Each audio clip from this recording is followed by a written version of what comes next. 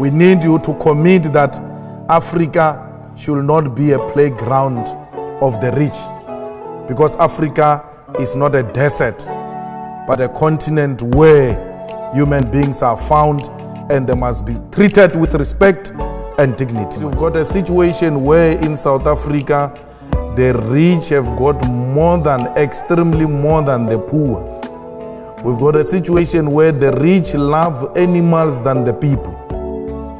The dogs of rich people in South Africa have got medical aids, but the domestic workers and university workers, the farm workers, the petrol attendants, the security guards do not have medical aids, neither do they have rights as workers.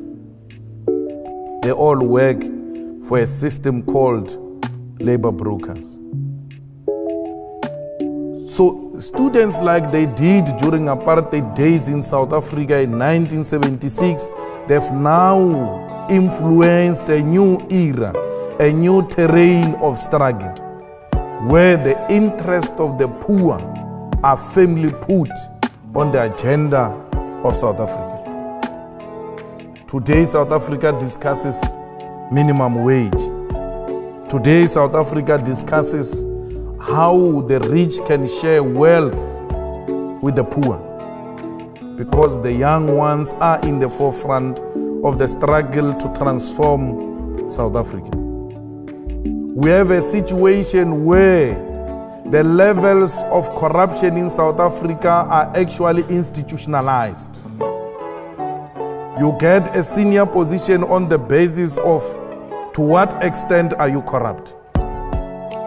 If you are anti-corruption, you never get a promotion, because the state favors those who are corrupt.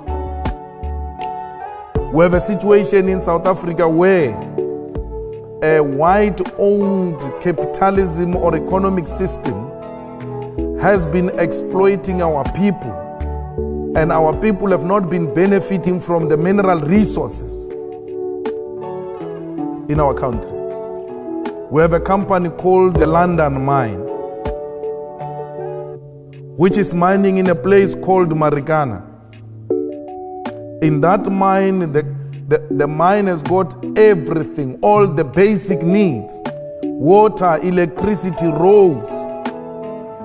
And just next to a mine is a township or a village where black people stay without water and electricity, without roads, without proper schools.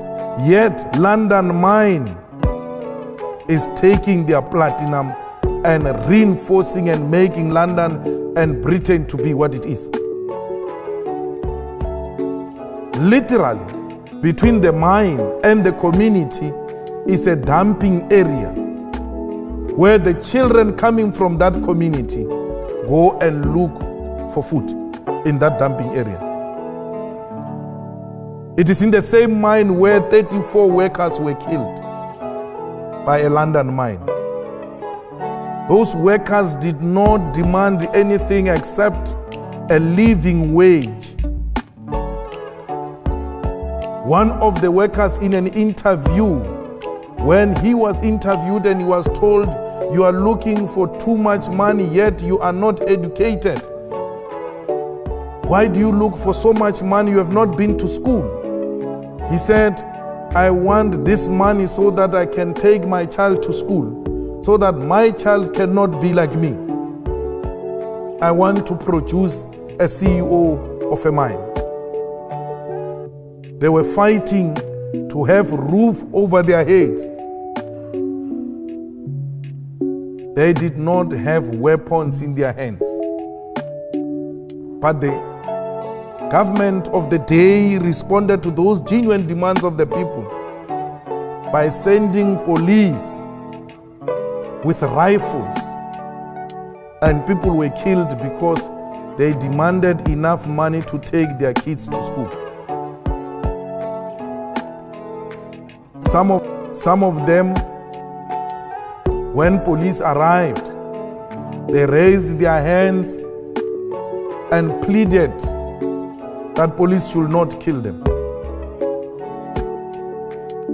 police shot defenseless masses of our people. One of the people who was shot there was one man who was wearing a green blanket called Mambush,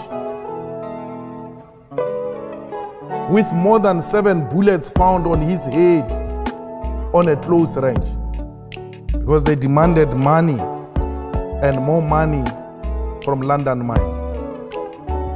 We need you to commit that Africa should not be a playground of the rich, because Africa is not a desert, but a continent where human beings are found and they must be treated with respect and dignity. Thank you very much.